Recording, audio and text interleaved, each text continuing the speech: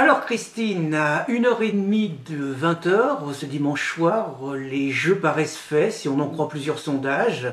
Toi qui as multiplié les vidéos pour alerter les Français sur la nocivité de François Hollande, on ne peut pas dire que les masses t'aient écouté, puisque le prochain président de la République paraît de manière certaine s'appeler François Hollande. Quelle est ta première réaction? Ma première réaction, c'est désespoir. Hollande avec sa clique au pouvoir, c'est la catastrophe annoncée.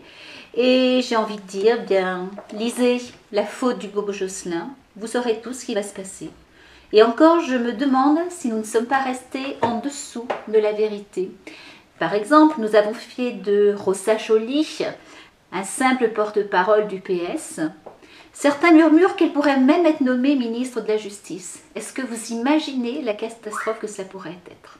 Les Français ont choisi et on peut dire qu'on ne remercie pas Sarkozy parce que je ne crois pas que les Français aient choisi Hollande et son programme. Je crois qu'il n'a pas rassuré grand monde. Simplement, c'est un vote anti-Sarkozy. Sarkozy a déçu terriblement par rapport à ses promesses de 2007 et le résultat, c'est que les gens ont voté contre Sarkozy. Naturellement, Hollande et sa clique vont pavoiser en imaginant qu'ils ont les pleins pouvoirs pour faire absolument n'importe quoi. Je ne crois pas que ça va se passer comme ça.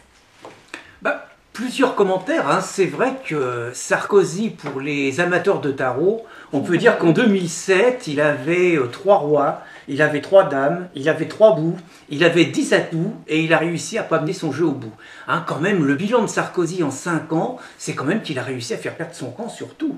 Il a même réussi à faire perdre le Sénat à la droite quand même. Il a réussi les régions, bon c'était déjà le cas, les villes de plus de 100 000 habitants, il reste pratiquement plus que Marseille et Bordeaux. Bon, c'est vraiment un fiasco total. Alors, moi, je veux bien, hein, malgré tout, essayer de lui trouver des excuses. La crise, c'est vrai que la crise, ça ne l'a pas aidé. Ça, c'est pas faux. Moi, je dirais quand même, la connivence de la presse avec François Hollande a été énorme. C'est-à-dire que quand même, j'ai trouvé la gentillesse des journalistes avec un mec qui avait quand même, pendant 10 ans, dirigé un parti socialiste qui, en 2008, était complètement à la ramasse. Un parti socialiste qui s'était distingué par de nombreuses fraudes électorales, hein, dont d'ailleurs Mélenchon avait été la première victime lors d'un mano à mano avec Hollande. Un parti socialiste quand même où les secrétaires fédéraux des 2 principales fédérations, le Nord-Pas-de-Calais et Marseille, se retrouvent mouillés, impliqués comme l'ensemble de leurs fédérations dans des scandales financiers énormes. Bon, le moins qu'on puisse dire est que François Hollande avait un bilan calamiteux à la fin de 10 ans de parti socialiste, y compris c'était des Martine Aubry, c'était l'ensemble de ses adversaires qui le disaient, et il y a eu une connivence, une volonté de ne pas aborder cette question quand même des plus étonnantes de la part des personnes qui se prétendent journalistes. Peut-être l'autre élément, c'est quand même aussi son bilan à la tête de la Corrèze, où il a quand même réussi, au bout de 4 ans, à faire de ce département le plus endetté, silence radio. Quand on compare quand même avec le traitement qu'a subi Marine Le Pen, évidemment, mais également Nicolas Sarkozy, le moins qu'on puisse dire est que la bobocratie médiatique avait choisi son camp, c'était François Hollande. Oui, mais je crois en plus que les 80% des lecteurs qui n'ont pas voté pour les souverainistes que sont Dupont-Aignan et Marine Le Pen dimanche il y a 15 jours, sont encore quelque part dans une espèce de mythe du bipartisme, dans une espèce de mythe de la gauche, de la droite qui n'existe plus.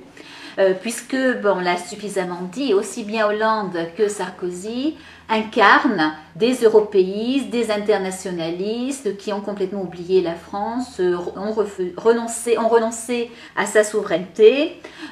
Et on peut se dire que tous ces Français qui ont voté en se disant de toute façon il n'y a pas d'autre solution, hein, une espèce d'aquabonisme, vont peu à peu ouvrir les yeux. C'est inéluctable.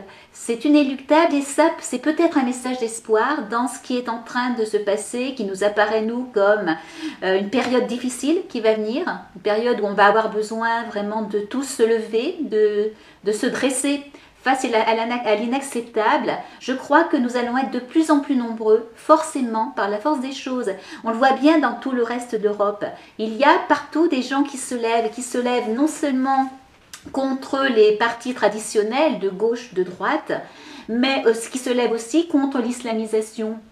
Vous avez actuellement un recours fait au Conseil constitutionnel en Espagne pour déclarer le Coran illégal. On ne peut pas faire la même chose en France parce que nos lois, notre constitution ne nous le permet pas, mais c'est quelque chose d'intéressant.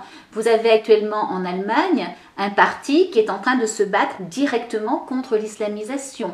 Il se passe des choses partout. En France, on ne va pas rester à l'abri, même avec un Hollande au pouvoir, et j'ai envie de dire surtout avec un Hollande au pouvoir, puisqu'on sait très bien que les Aubry, Joly, Mélenchon sont pro-islam, pro-islamisation, qu'ils vont donner des pouvoirs accrus encore à leurs amis du MRAP, de SOS Racisme, de la LICRA, du machin anti-islamophobie, etc. Et donc, comme ils vont leur donner encore plus de pouvoir, l'islamisation va encore s'accroître et donc l'espèce de conflit de civilisation qui est en train de se produire sur notre sol ne va pouvoir que s'amplifier et aider les gens finalement à ouvrir les yeux très vite, plus vite sans doute qu'ils ne le pensent. Alors, c'est clair que Hollande peut représenter un danger majeur pour la France. C'est clair que la France est en plus grand danger aujourd'hui, notamment s'il applique le programme qui est le sien et qui est résumé, pas caricaturé, qui est résumé dans la faute du Bobo Josselin. Maintenant, peut-être un peu d'histoire, c'est qu'il y a quand même une continuité, je trouve, depuis 1981, où les présidents de la République française sont élus, et une fois qu'ils sont élus, font totalement des choses fort différentes de ce pourquoi ils avaient été élus. Par exemple, en 1981, qui aurait pu penser, quand on avait lu le coup d'État permanent de François Mitterrand, donc qui était vraiment une critique sans concession des institutions de la Ve République, qui aurait pu penser que Mitterrand s'avérerait le plus gaulliste des présidents de la République pendant 14 ans? Qui aurait pu penser, quand on entendait le mec qui nous racontait dans les congrès socialistes que quiconque ne rompt pas avec la logique du capitalisme n'est pas digne d'être socialiste, qui aurait pu penser que c'est ce garçon-là qui allait bloquer nos salaires via Delors, le père d'Aubry, en 1983? Qui aurait pu penser que c'est ces gens-là qui allaient augmenter nos cotisations sociales? Qui aurait pu penser que, quand on faisait la fête en 1981, que c'était encore un ministre socialiste, Pierre Bérégovoy, à qui d'ailleurs Hollande a rendu hommage ce 1er mai, qui allait libéraliser les marchés financiers, privant complètement les États-nations de toute possibilité de contrôle sur la libre circulation des capitaux? Et puis enfin, de la part de Mitterrand, soi-disant homme de paix, qui aurait pu penser qu'il embarquerait la France bombarder l'Irak pour le service de la politique américaine et pour défendre les intérêts de l'émir du Koweït, où les femmes votaient pas, parenthèse, et qui aurait pu penser qu'il allait nous bombarder la Yougoslavie et participer à l'anéantissement du peuple serbe pour nous coller une enclave musulmane, le Kosovo, au cœur de l'Europe. Qui aurait pu penser en 1995, quand on a écouté le discours de Chirac, qui était pratiquement à gauche de Jospin sur la fracture sociale, et que le même Chirac, 6 mois plus tard, nous faisait le coup du plan Juppé, nous faisait le coup de la rigueur en disant qu'il avait mal fait ses calculs et que c'était pas possible, ce qui s'est terminé quand même par les grandes journées de 1995, et qui aurait pu penser surtout que ça serait un président de la République de droite qui allait supprimer le service militaire, à laquelle son électorat qui était très attaché. Et puis 2007, je rappelle quand même, il y a 5 ans, Sarkozy a été élu sur un programme politiquement incorrect, très franchement, en rupture avec le discours et la politique de ces 30 années. Il a fait tout le contraire. Qui aurait pu penser que c'est sous Sarkozy que l'immigration allait battre tous ses records? Qui aurait pu penser que ça serait sous Sarkozy que l'insécurité allait encore progresser, que les policiers auraient encore moins de défense, qu'on aurait des ministres de l'Intérieur de Sarkozy qui leur interdiraient de poursuivre des délinquants? Qui aurait pu penser que ça serait sous Sarkozy que les programmes scolaires oublieraient d'apprendre des pans essentiels de l'histoire de France au bénéfice d'histoires d'autres peuplades et tout? Qui aurait pu penser que ce président de la République nous ferait un hymne au métissage? Et qui aurait pu penser que ce président de la République nous emmènerait combattre l'intégrisme islamiste en Afghanistan en oubliant juste de le combattre en France? Donc finalement, on a des présidents de la République qui sont toujours élus sur un programme et qui font le contraire. Essayons d'être optimistes. Peut-être que peut-être qu'Hollande va nous faire la même chose.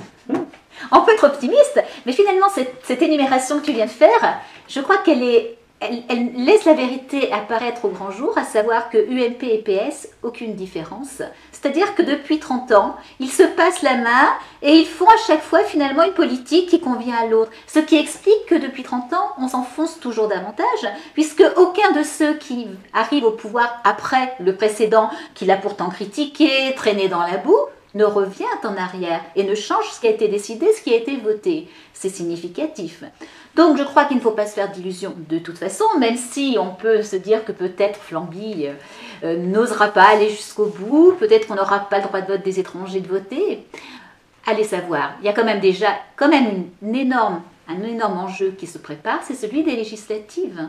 Les législatives, c'est encore une occasion pour nous de barrer la route aux socialistes, de barrer la route à ce pouvoir et à ce programme épouvantable, je répète. Et donc, il va falloir travailler pendant les 3 semaines à venir, le mois à venir, de façon très sérieuse, pour éviter que le PS ait tout, absolument tous les pouvoirs, la présidentielle, les régions, les départements, les grandes villes, et en plus, le Sénat, et qui est en plus l'Assemblée nationale, parce que là, le grand chelem difficile. Dans tous les cas, une chose est sûre, c'est que nous devons nous lever, nous devons être solidaires. Il faut absolument que vous vous engagiez. Chacun de vous doit s'engager dans un parti politique, dans une association, dans les deux, que ce soit Résistance républicaine ou autre, peu importe. Il ne faut pas rester isolé, il faut peser. Il faut qu'il y ait un grand nombre de gens qui s'engagent pour que ça constitue une force qui existe et qui fasse qu'on puisse dire « No Passaran ». Alors, riposte laïque, on arrive un petit peu à la fin du cycle de la présidentielle. Vous avez vu qu'avant le premier tour et entre les 2 tours, de nombreux points de vue ont pu s'exprimer dans riposte laïque. Vous avez vu qu'y compris, nous avons pu publier avant le premier tour, je sais que ça surprend parfois certains de nos lecteurs, mais nous, c'est la culture du débat. Nous avons publié des appels à voter Mélenchon, notamment de la part de Joël Lossin, d'Hubert Sage. Nous avons publié des appels à voter Sarkozy, y compris, comme vote utile au premier tour. Nous avons publié des appels à voter Marine Le Pen, nous avons publié des appels à voter Nicolas Dupont-Aignan, nous avons fait confiance à nos lecteurs, nous les considérons comme matures, et puis au deuxième tour c'est pareil, y compris vous avez lu que dans la rédaction, par exemple Fabrice et Marie-Josée ont expliqué les raisons pour lesquelles les appelaient à voter Hollande, ils ont gagné. Vous avez lu d'autres, Alain Rubin, Christine notamment, qui ont poussé les grands cris en disant qu'il fallait voter Sarkozy pour le moindre mal. Je dirais que ne croyez pas que la rédaction de Riposte laïque soit au bord de la guerre civile, c'est simplement on a les mêmes préoccupations, on ne veut pas de l'islamisation de la France, on ne veut pas de la disparition de notre souveraineté pour une Europe fédérale que Hollande va vouloir accélérer, on ne veut pas de la disparition de la République unie indivisible, on aime notre pays, simplement, à un moment donné, il y avait des choix tactiques différents pour arriver au même objectif. Donc moi je voulais vous rassurer, la direction de Riposte laïque, la rédaction va se voir dans les jours qui vont suivre, on va analyser cette nouvelle situation, mais faites-nous confiance, réellement nous avons l'intention que Riposte laïque continue à se développer et nous avons réellement l'intention de faire de Riposte laïque le journal de la résistance contre le communautarisme, le journal de la résistance contre l'islamisation et le journal de résistance contre le gouvernement et la politique qu'un François Hollande et ses complices, les Verts, Mélenchon et les antiracistes veulent nous imposer. Parce que nous savons que si on écoute les antiracistes, l'avenir de Riposte laïque, la liberté d'expression de Riposte laïque est fortement menacée. Et ça, nous sommes réellement prêts à mettre toutes nos forces, toutes les campagnes de mobilisation pour que la liberté d'expression, déjà fortement remise en cause, continue en France. Donc, oui à la liberté d'expression, et puis, plus que jamais, vive la France, vive la République, vive la laïcité, vive la liberté d'expression, vive la résistance républicaine.